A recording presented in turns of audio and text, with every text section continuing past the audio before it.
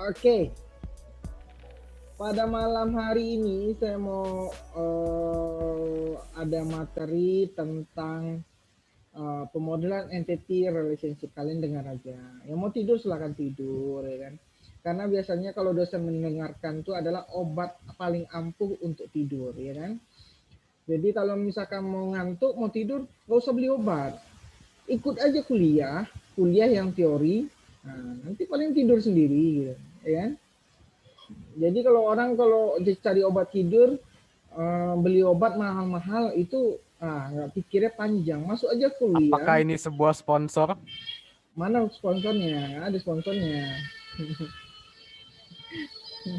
Jadi bisa masuk kuliah saya langsung tidur ya kan. Saya akan cepat-cepat aja.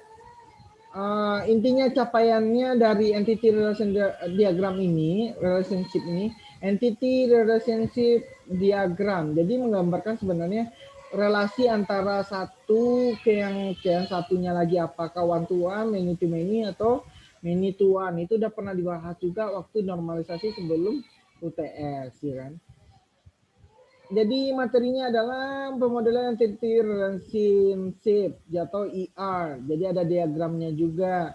Apa yang dipelajari? Entitas, atribut, relasi, konektivitas, ketergantungan, kekuatan dan kelemahan relasi, partisipasi relasi, derajat relasi, dan relasi rekursif. Itu yang paling penting. Mahasiswa bisa apa? Membangun sebuah model ER. Ya. Itu gampang aja kan nanti buat. Musiknya terlalu keras atau terlalu kecil? Vincent? Vincent? Oke. Ayo, Ya, Pak. gini. Ya, Pak. Musiknya terlalu keras ya? Tidak. Enggak Nggak terimpit kan kedengeran, suara saya? Bang. Oke, enggak kedengaran, bagus. Oke, lanjut. Pemodelan data adalah, ini paling penting nih, pemodelan data itu apa gitu. Langkah pertama dalam perancangan database. Jadi kalau untuk membuat database, sebenarnya harus dilakukan dulu namanya pemodelan data. Berfungsi sebagai jembatan antara objek dunia nyata dan model database. Dan implementasikan dalam perangkat komputer. Pemodelan data diekspresikan secara grafis melalui diagram entity relationship. Jadi membuatnya nanti bisa melalui Visio gitu loh. Saya akan share juga. Jadi membuat dari entity relationship ini bisa juga melalui Visio. Jadi kalau kalian install, bisa kalian install Visio. Ini salah satu aplikasi untuk membuat entity relationship ya. Untuk membuat diagramnya. Boleh kalian buat di sini nanti. Di sini juga ada entity. Nanti akan menggambarkan konektivitas dan lain segala macam. Ini ada entity 1, entity 2, entity relationship, eksternal, dan lain-lain. Jadi banyak sebenarnya ya. Kalau misalkan mau template-nya, template yang entity relationship diagram, itu bisa download aja di internet juga ada kok. Jadi di internet juga ada template untuk gampangnya. Jadi sebenarnya ada entity-nya. Jadi kalau misalkan kalian mau download, bisa silahkan download. Kalau nggak salah saya ada, saya download. Tunggu saya cek dulu ya. Ini dia kalau nggak salah. Ini kalau misalkan membuat sketsa dari IRD dengan Visio. Di sini juga ada entity, one to many satu side, one to many elbow, one to many top the button, involute, terus atribut block. Di sini ada semua. Ya kalau ini sebenarnya ada di template-nya. Jadi boleh pakai ini juga boleh ya. Oke, saya close dulu. Saya close dulu. Kita lanjut lagi. Entity Relationship Model atau IRM adalah landasan membuat IRD. Jadi untuk membuat diagram Entity Relationship itu landasannya adalah IRM. IRD merupakan perwujudan database konseptual yang terlihat langsung oleh user. Jadi kita membuat PHP admin kemarin atau membuat database kemarin, bagaimana menggambarkannya ke orang gitu. Kan nggak bisa kita gambarkan PHP admin itu ke orang lain berbentuk PHP admin, itu nggak bisa. Jadi menggambarkan database gimana? Ya dengan membuat IRD-nya dulu baru buat database. Jangan terbalik ya. Di mana-mana kalau orang membuat aplikasi itu yang dibuat dulu adalah IRD-nya, bukan langsung ke database-nya. Jangan sampai terbalik ya. Ini notasinya Chen lebih cocok digunakan untuk pemodelan konseptual. Crawford lebih cocok digunakan untuk pendekatan berorientasi implementasi. UML dapat digunakan untuk pemodelan konseptual maupun implementasi. Ini kalau UML biasanya itu adalah untuk memodel yang object oriented. Itu lebih bagus untuk menggambarkannya. Karena menggambarkan modeling yang berbahasa atau modeling yang pemrograman berorientasi objek tidak terstruktur, itu lebih bagus menggambarkannya menggunakan UML. Aplikasi UML apa aja? Banyak. Ada Star UML, ada UML, pokoknya banyak lah. Kalau di download, di searching di internet itu banyak. Contoh seperti ini, kita mau download misalnya Star UML juga ada. Nah ini bisa di download. Ini buat apa gunanya? Ini untuk membuat model tadi, membuat model dari modeling language yang object oriented. Ini juga bisa digambarkan gitu. Jadi membuatnya juga bisa di sini. Ya, bisa diinstal di Windows juga bisa. Kalau mau yang di Mac juga bisa. StarUML itu khusus untuk Windows dan Mac juga kalau nggak salah ada juga. Tapi downloadnya biasanya di store Mac-nya. Lanjut. Entity apa sih entity itu gitu loh. Entity itu adalah sebuah objeknya. Kalau misalkan sebuah objek, kalau kita mau menggambarkan database, itu entity itu bisa kita sebut dengan nama tabelnya juga bisa. Nah, yang penting itu adalah entity adalah sebuah objek yang menjadi perhatian dari user atau yang penggunanya itu gitu loh. Kalau kita membuat database misalnya tabel barang, barang itu adalah entity-nya ya. Setiap baris pada tabel entity adalah sebuah instan entity. Pada notasi Chen dan Crawford, sebuah entity digambarkan dengan simbol persegi 4 berisi nama entity. Nama entity dalam bentuk kata benda biasanya ditulis seluruhnya dengan huruf kapital. Itu biasanya ya, jadi boleh aja membuatnya dengan huruf kecil ya. Jadi nggak boleh, biasanya orang buat huruf besar. Ini next saja. Nah ini yang harus kalian tahu ya. Kalau entitas itu atau entity persegi panjang ini, persegi panjang. Kalau atribut bulat telur atau oval. Relasi atau hubungan itu belah ketupat. Dan inilah kardinalitas hubungannya. Ada many to many, one to one, atau one to many, dan segala macamnya ini ada. Ya. Lanjut. Atribut. Atribut itu yang mana? Yang bulat oval ya. Atribut adalah karakteristik dari sebuah entity tersebut. Jadi kalau misalkan di dalam tabel, kalau menggambarkan database, kalau nama tabel itu disebut dengan entity. Kalau karakteristiknya ada kolomnya. Jadi kolom yang pertama ID, nama, umur itu disebut dengan atribut ya. Karena atribut adalah yang oval. Ya. Pada notasi Crawford, atribut dituliskan dalam bentuk kotak atribut di bawah persegi 4 entity. Ini juga bisa.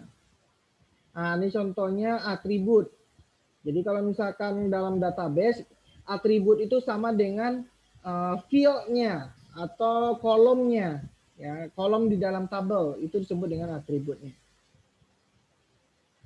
Seperti ini. Kita membuat tabel student.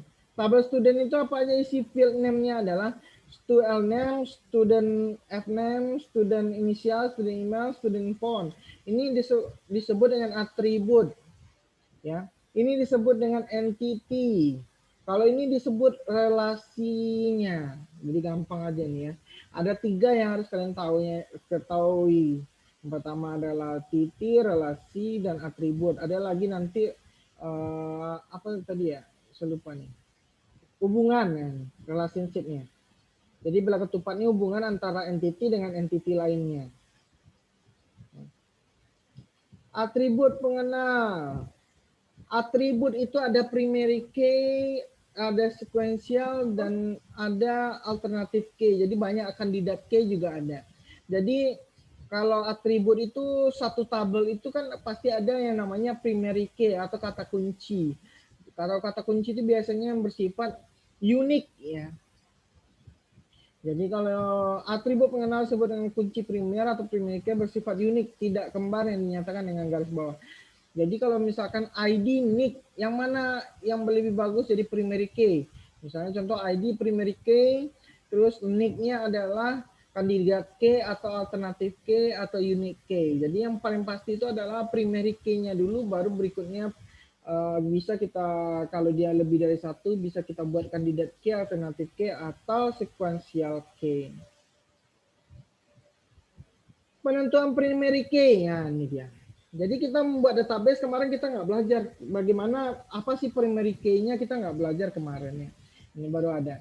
Pilih atribut pengenal yang nilainya tidak berubah sepanjang waktu, berlaku masa kini dan masa akan mendatang. Contoh, nomor induk mahasiswa atau NIM. NIM kalian kan dari pertama kali masuk sampai kalian tamat itu tidak akan berubah-ubah.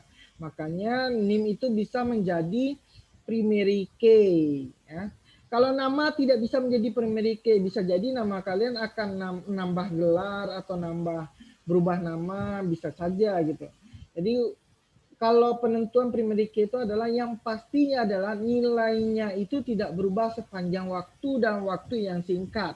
Kalau yang dalam jangka waktu yang berpuluh-puluh tahun ya oke okay lah. Yang pastinya adalah primary key itu harus berisi yang tidak berubah sepanjang waktu datanya. Ya contohnya tadi NIM atau NIK KTP. NIK KTP kan seumur hidup kalian tidak akan berubah nomor NIK KTP kalian seperti itu. Jenis atribut, atribut sederhana versus atribut composite. Atribut bernilai tunggal versus atribut bernilai banyak. Atribut tersimpan versus atribut turunan. Atribut arus bernilai versus atribut opsional. Kita lihat berikutnya.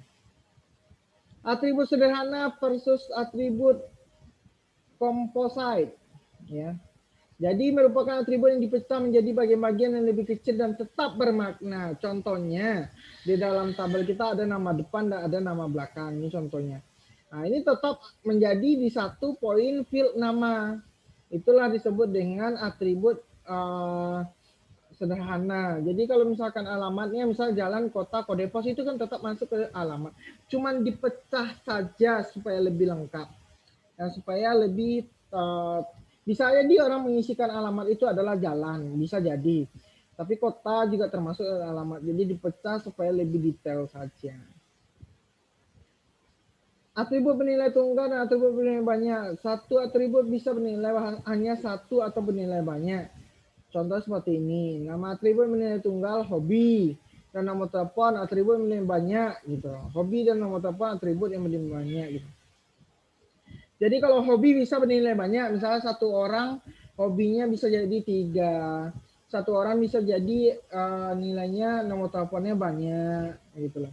Bisa jadi 3 nomor telepon. Tapi kalau nama satu orang nggak mungkin nama orang tuh ada 2 gitu, pasti dipanggilannya satu. Walaupun kalian ada nama Chinese, ada nama Eropa, tetap aja nama itu adalah satu sebenarnya, ya.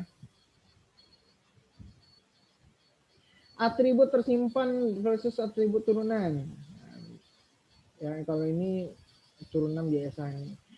Atribut harus bernilai atribut opsional. Saya next saja, yang penting-penting aja saya sampaikan. Nah ini primary key. Saya next saja, yang penting. Nah ini contoh dari entity relationship yang multi-valued attribute. Jadi multi-valued attribute itu relasinya ada 2 garis ya. Jadi ada 2 garis. Itu menilai multi-valued attribute. Yang di sini menandakan primary key adalah Carvin. Ini adalah primary key dari sebuah tabel car. Ya. Nah, ini bisa dilihat ini. Crawford model. Kalau Crawford modelnya adalah Carvin itu adalah PK. PK itu bukan penjahat kelamin ya, tapi adalah primary key, primary key ya.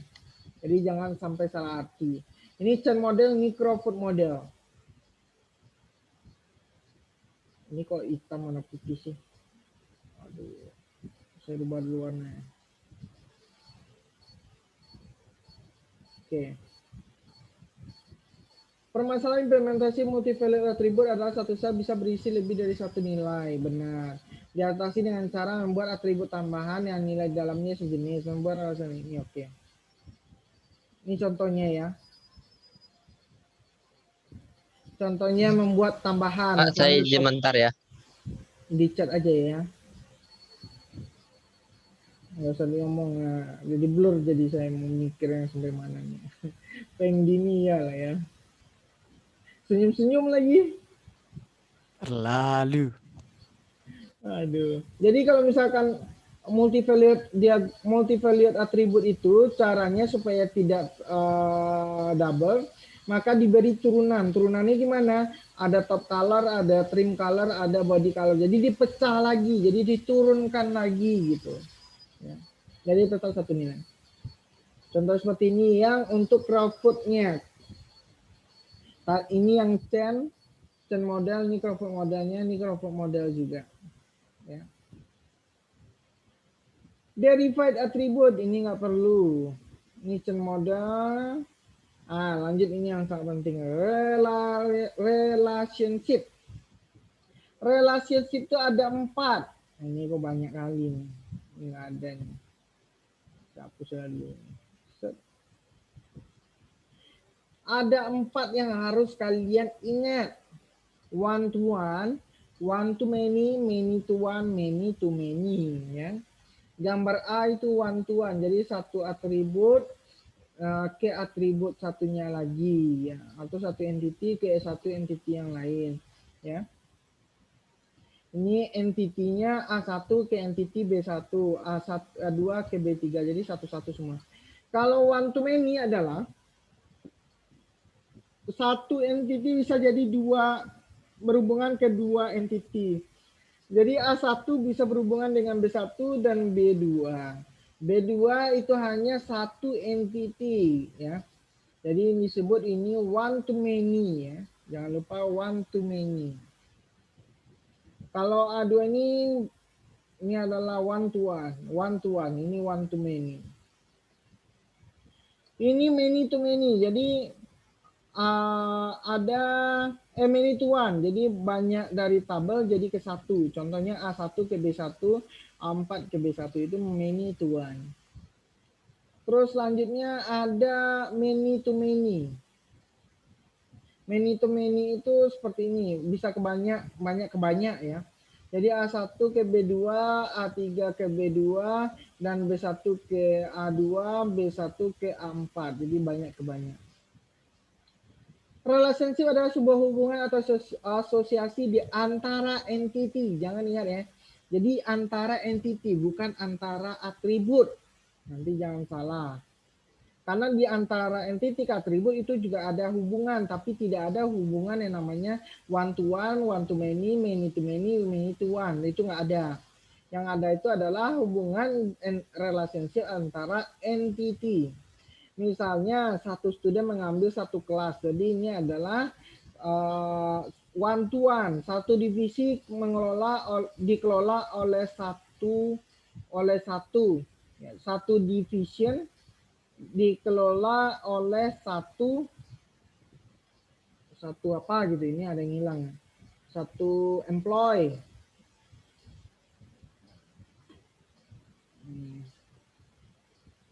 Nih seperti ini sebenarnya. Satu division dikelola oleh satu employee, jadi satu ke satu terus ini ya, satu ke satu. Lanjut. Relationship di antara entity selalu bersifat dua arah. Jangan lupa dua arah. Misalnya entity customer dan invoice ya. Entity itu satu customer bisa banyak invoice juga bisa. Jadi hubungannya antara entity dan entity atau tabel ke tabel. Jadi jangan dibuat antara atribut ke atribut, tidak boleh.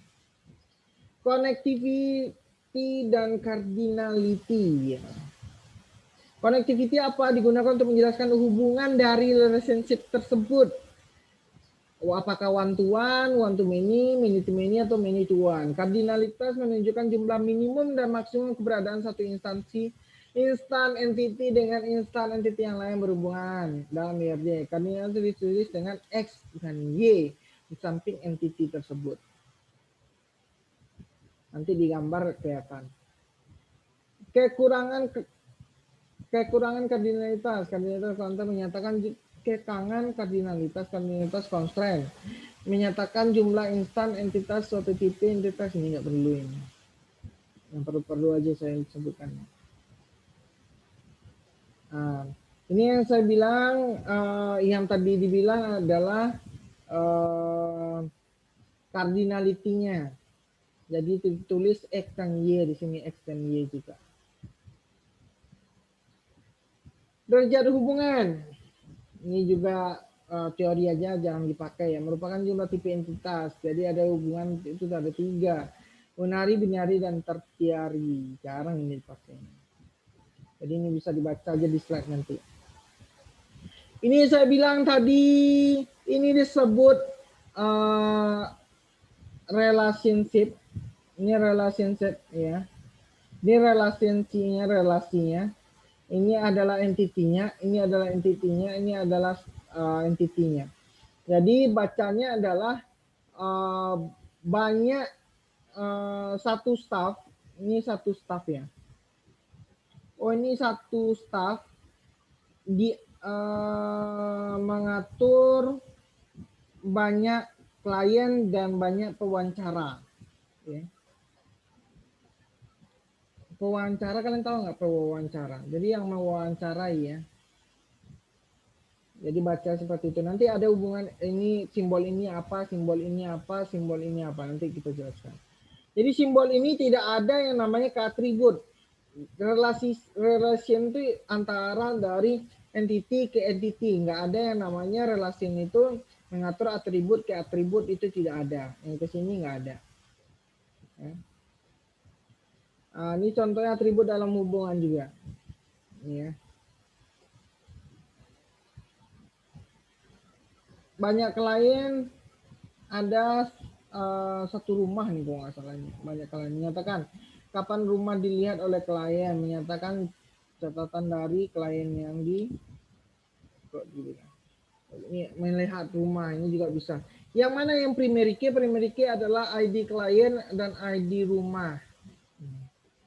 Jadi hubungannya ini. Ya. Jadi kalau membuat database-nya di sini ada 2 tabel klien dan tabel rumah yang dijual. Entitas asosiatif, ini sama ya. Entitas asosiatif itu merupakan tipe entitas yang menyediakan instan dari satu dan beberapa tipe entitas yang berisi atribut-atribut yang khas bagi hubungan antar kedua entitas. Ini contoh seperti ini. Hubungan memiliki atribut dapat diubah ke entitas asosiatif bila memenuhi kondisinya.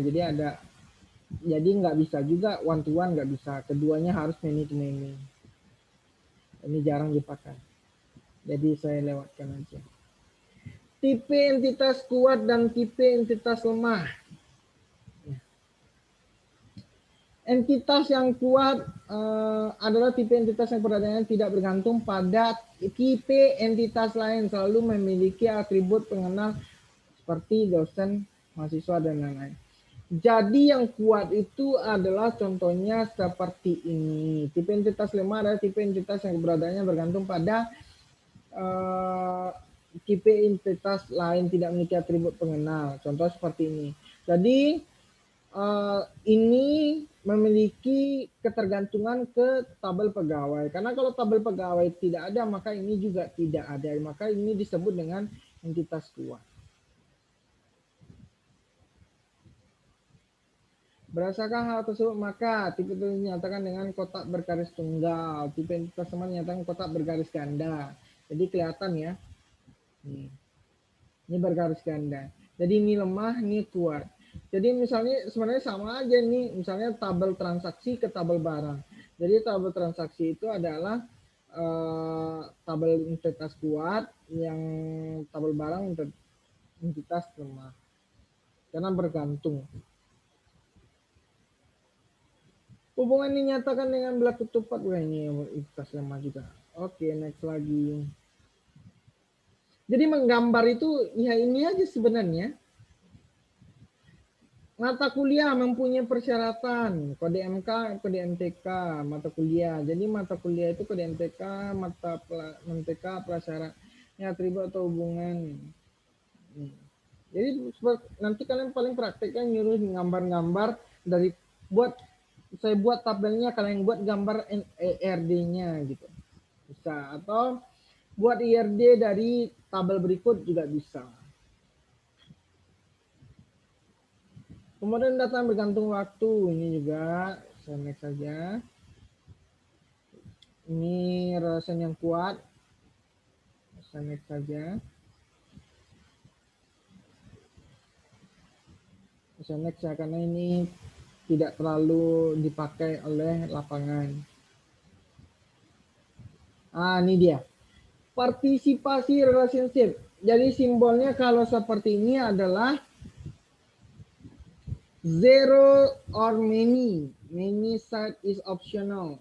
Jadi zero ke banyak, jadi 0 ke banyak atau 1 ke banyak. 0, 0 ke banyak. Terus ini 1 ke banyak. Jadi simbol ini nanti yang saya bilang tadi yang di sini, ada itu yang bagian mana ya tadi ya.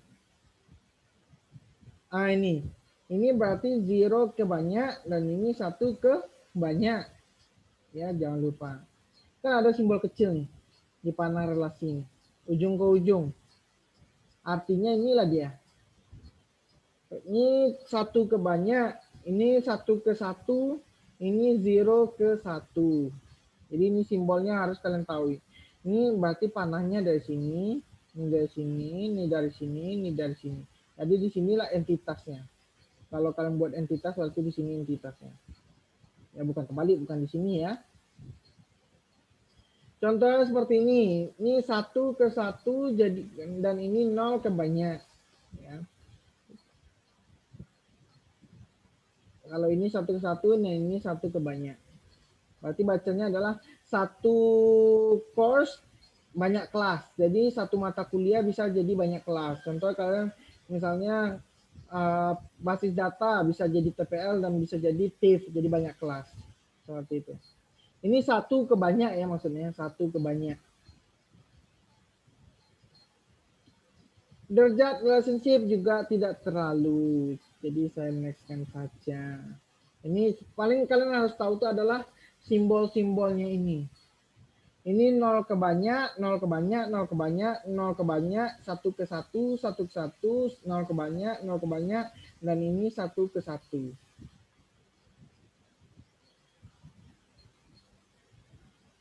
Next lagi.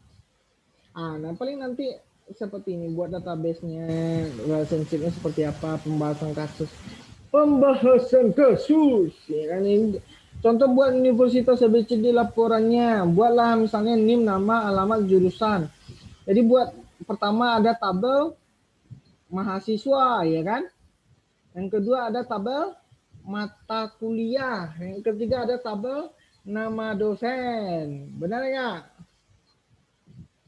Terus dinormalisasikan tabel berikut. Nah, seperti itu aja. Bisa soal seperti ini aja. Terus buat relasinya seperti apa? Ya buat tabel mahasiswa, dibuatkan NIM, nama mahasiswa, alamat, jurusan. Terus kode mata kuliah, kode mata kuliahnya apa, buat mata kuliahnya, terus nama dosennya siapa. Ya tinggal dibuat. Contohnya seperti ini. Kita buat aja. Entity tinggal tarik. Kita buat dulu ya. Nah, ini drop sifat. Oke, saya drop dulu satu-satu ya. Ini kalau pakai template ya, kalau misalkan kalian pakai langsung bisa juga ya. Jadi ini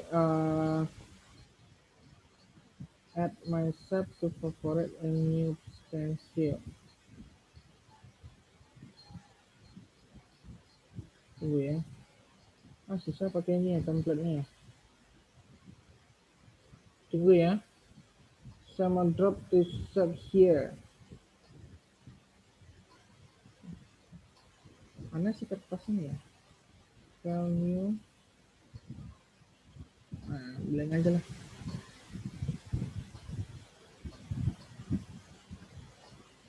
Oke, disinilah kita menggambar buat entity-nya. Nah, ini dia ya. Kita buat awal aja, buat entity. Entity.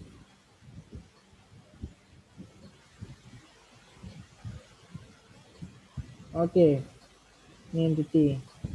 Jadi ada entity mahasiswa, terus ada entity, apa lagi tadi? Mata kuliah, ada entity dosen ya? Iya, Pak. Nama dosen. Oke, tinggal buat aja. Mana aja. Jadi satu mahasiswa banyak mata kuliah, ya kan? Banyak mata kuliah, satu mata kuliah, satu dosen. Nanti kok ini kok banyak kali nih.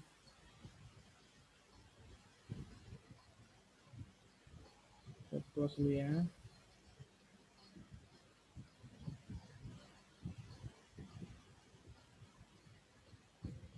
Nah, di sini saya perbesar lagi. Saya akan tunjukin dulu caranya. Saya kasih nama. Ini mahasiswa. Di sini adalah mata kuliah. Ini adalah dosen, ya kan? Benar kan? Oke, habis itu baru buat atributnya. Kita buat relasi juga boleh. Relasi dulu. Set. Nah, di sini relasinya.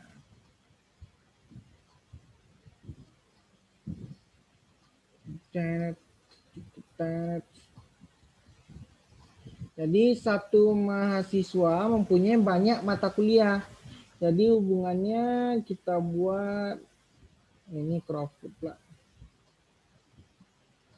Ya.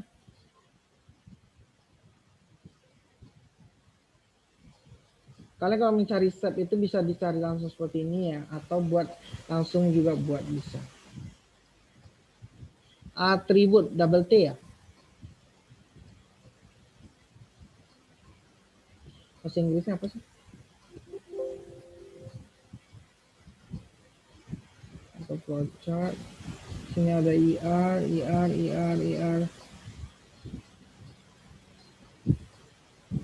Tunggu ya. Apa sih tulisan atribut nih?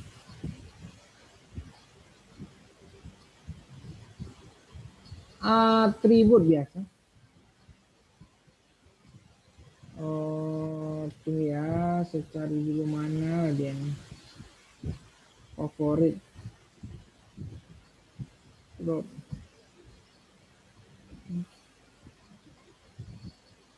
Flowchart. Jadi nanti bisa dicari di sini juga bisa ya. Ini banyak soalnya. Nah, ini juga ada banyak. Pakai Word pun bisa ya. Jadi nggak harus Visio juga gitu. Pakai Word pun ada. Workflow diagram cross functional flowchart set. Ini tidak. Udahlah buat semua nih. Cari semua. Ini juga enggak. Terus sama gini. Basic set. Ini juga bisa nih. Clubnya juga bisa. Jadi buat sini. Set.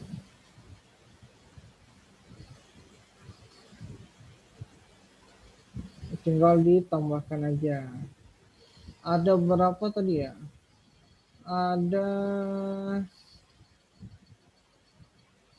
Ada 1, 2, 3, 4. Ada 4 atribut.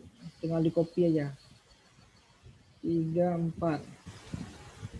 Berarti sini satu, sini satu, sini satu, sini satu. Tinggal dibuat hubungannya aja. Hubungannya pakai relation. Relation. Gimana tuh dengan relation? Relation ya?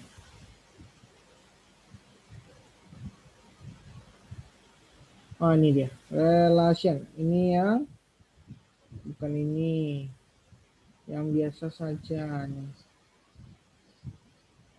Di sini antara sini kita tarik ke sini. Kalau mau kalian desain juga boleh desain. Jadi menggambar. Sekarang menggambar. Disuruh menggambar, jangan mengarang ya. Di sini juga boleh. Atau ada gambar lainnya juga boleh. Pokoknya yang relationship atau konektivitas ya. Connect. Connect.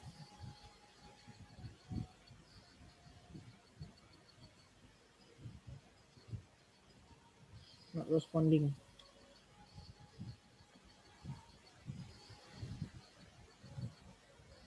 Tunggu ya, not responding.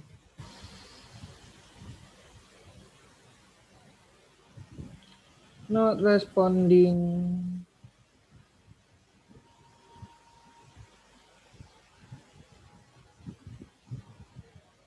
Buka visio aja bisa not responding ya. Luar biasa. Luar biasa. Bisa. Nah, ini juga bisa dibuat nih. Bisa.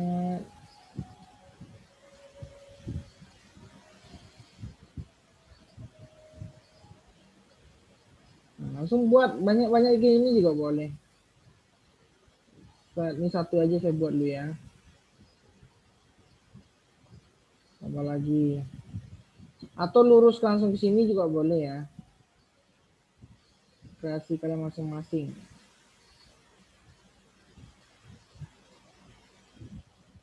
Oke, jadi dia nyambung semuanya ke mahasiswa. Terus ada relationship satu ke nah nih.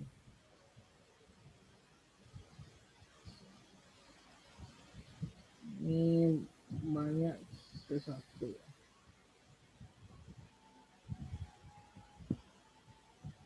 Kalau kalian buatnya harus bagus-bagus lagi ya.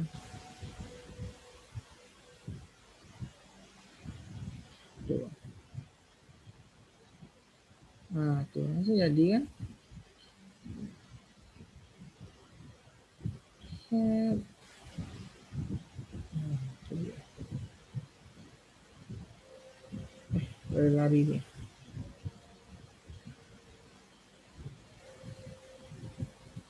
Nah, seperti itu. Jadi dibuatkan nanti semuanya. Jadi hubungannya satu ke banyak, banyak ke satu. Jadi ini satu mahasiswa bisa jadi banyak mata kuliah, ya kan? Kalau satu ke satu seperti ini banyak ke satu ya. Ini banyak relationship ini. Relationship.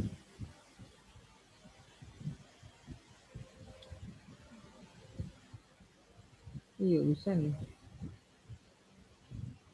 Cep.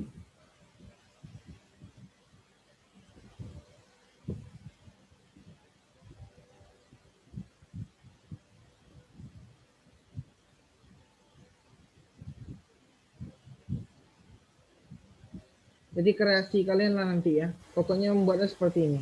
Langsung juga garis lurus juga bisa. Pakai Word gimana nggak Pak? Bisa nggak Pak? Bisa. Buka Word. Jadi mana yang kalian mau aja. Karena itu satu masih satu produk Microsoft-nya.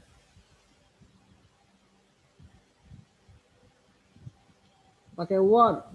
Pakai set. Setnya adalah pertama persegi. Nah terus udah kalian hubung-hubungkan aja nih. Jangan berwarna hitam aja. Sampai seperti ini aja. Terus oval. Nah, kali 4. Jadi sama besar, jangan pula nggak sama besar. Nanti kalau nggak sama besar aneh nanti. Yang mana kalian suka aja cara membuatnya. Yang penting gambarnya benar. Terus gambar garisnya. Kalau ini garis biasa. 1. Oh ini bisa ditarik langsung. Terus tambah lagi. 2. Terus tambah lagi. 3. Tambah lagi.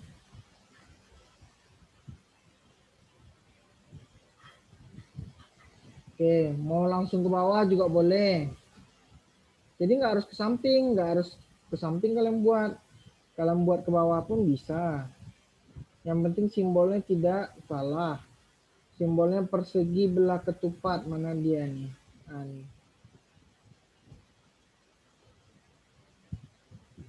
Jangan sampai salah. Kalau salah simbol ini berarti otomatis kalian salah. Berarti 1 ke 1. Cari aja stepnya 1 ke 1 udah. 1 ke 1 stepnya. Nah ini dia.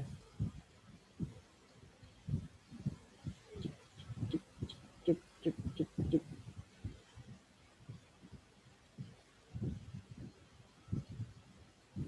Wow. Dulu.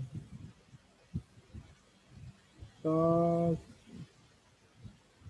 kayak gini boleh ya. Kayak gini boleh. Tapi harus kalian tambahkan garis lagi. Kalau 1 ke 1 itu kalian boleh buat kayak gini. Nah, oke. Terus tambahkan lagi banyaknya. Itu mata kuliah. Kok merahnya?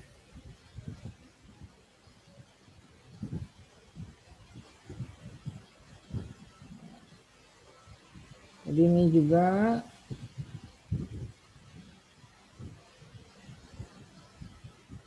copy aja nih. Saya copy aja. Copy. Paste. Ya, sama besar. Jadi satu siswa bisa jadi banyak mata kuliah. Kalau banyak mata kuliah berarti 1 ke banyak. Tinggal dibuat sini. Kalau 1 ke banyak simbolnya seperti ini. Tinggal ditambahkan saja. Buat seperti ini.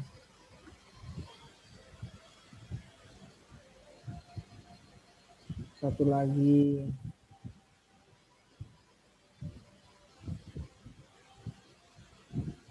Nah, seperti itu. Jadi kalau seperti ini namanya adalah, ini belum saya selesaikan ya, kalian nanti akan selesaikan. Satu mahasiswa memiliki banyak mata kuliah. Dan satu mata kuliah mempunyai 1 dosen. Berarti ini 1 ke 1. 1 ke 1 bisa jadi ke sini. Bisa kalian buat lagi. Seperti ini. Bisa ke sini arahnya. Mana yang muat aja. Ini kan karena kertas saya itu ke bawah, lebih muatnya ya udah saya buat ke bawah. Nah, ke sini juga boleh. Nanti dosennya juga bisa lari ke sini. Nah, buat ini dibuat lagi hubungannya satu mata kuliah berarti ini gitu ya. Jadi kalian buat seperti ini lagi. Ini atributnya belum saya buat ya. Jadi nanti kalian buat, jangan sampai nggak buat. Jadi ini satu mata kuliah. Saya buat dulu. Ini lurus, kalian buatnya harus lurus ya, harus lebih bagus daripada saya ya. Ini berarti kalau 1 simbolnya cuman seperti ini aja.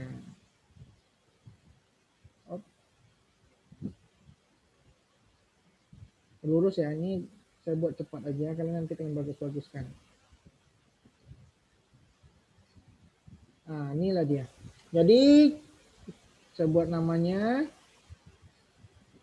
edit text. Ya. Insert edit, bukan nih ya, insert caption. Tuh ya. Ini dia add text. Mahasiswa. Di sini mempunyai, kalau enggak muat diperbesar aja. Oke. Terus mata kuliah. Tapi satu mahasiswa mempunyai banyak mata kuliah.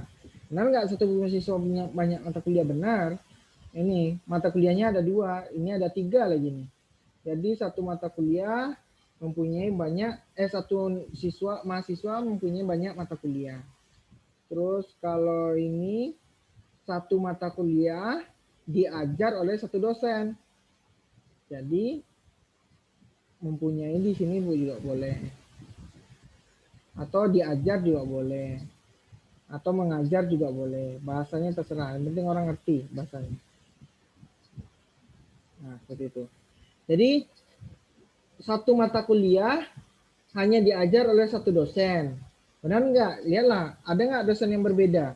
Kalau misalkan dosennya ada double, berarti kalian harus buat double juga. Misalnya satu dosen bisa mengajar 2 mata kuliah, bisa jadi. Karena dalam kasus ini tidak ada nama yang berlebih ya? Oh ada. Berarti ada nih Andika ST mengajar, tetap sama satu mata kuliah. Berarti kalau dia cuma mengajar satu mata kuliah, berarti buatnya 1 ke 1. Kecuali kalau misalkan dosen yang mengajar banyak mata kuliah, berarti simbolnya kita ganti dengan yang ini. Ada pertanyaan sampai di situ? Ada pertanyaan? Untuk materinya sampai di situ aja. Karena materi kita relationship aja sampai hari ini. Yang hari ini. Pak, saya mau tanya. Iya, silakan tanya. Duluan aja.